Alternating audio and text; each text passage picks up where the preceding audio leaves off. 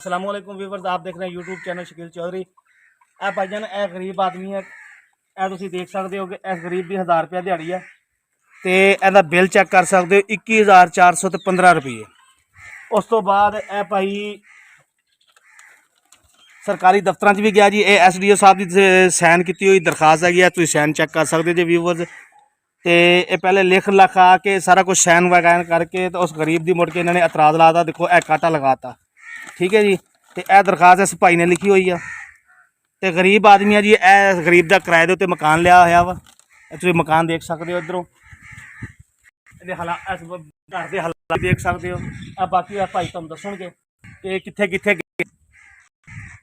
अस्सलाम वालेकुम सर, मैं वापटा च गेड़े ला ला के थक गया वा तो मेरी इत्थे कोई नहीं गल सुनता। पहला मैं गया दरखास्त लगाई है, उस तो बाद मैंने पीर का टाइम दिता। पीर में गया वा SDO दफ्तर बंद से, फिर मेरी जुम्मे ने सद्या वा। सर मेरी छुट्टियां भी इन्होंने कराइया वा तो मेरा काम ही नहीं किया है। तो मैं कला बंदा कमाना वा, मेरे मगर 7 जी खाने 8वां मैं वा सर। यह हर चीज़ मौजूद है जी।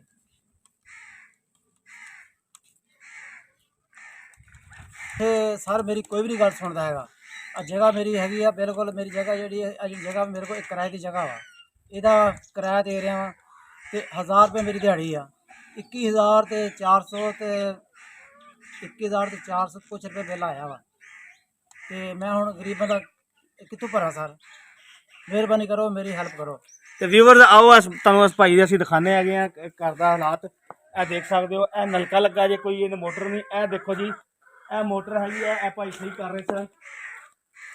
यह तुसीं देख सकते हो कि भाई ने हुण तंग आके आखिरकार देखो की सिस्टम लगाया होया वा। देखो यह रस्सी है जी, इत्थे डाल के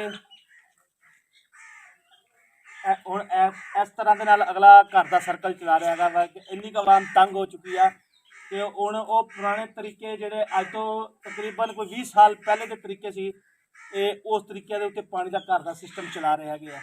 तो साड़ी वापता कोई परवाह नहीं कि कोई गरीब आ वो बंदा 1000 रुपया दिहाड़ी कमांदा है, महीने का 30,000 तो जारी गल है जी। 7 बच्चे आ, नाल वालदा भी आ, वालद भी आ, आप भी आ, फिर कोई आन जान भी आ। तो तुसी इस बंदे की इस वीडियो में ज़्यादा तो ज़्यादा शेयर करो ताकि आले हुकाम तक ये वीडियो पहुँच सके।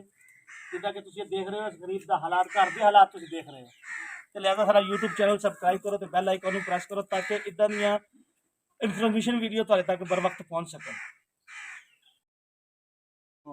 इदा मैं हाथ ना पानी कढ़दा वा, मेहरबानी करो मेरे ते। गरीब आदमी, गरीब दिहाड़ीदार बंदा वा, जगह मेरे को किराए दी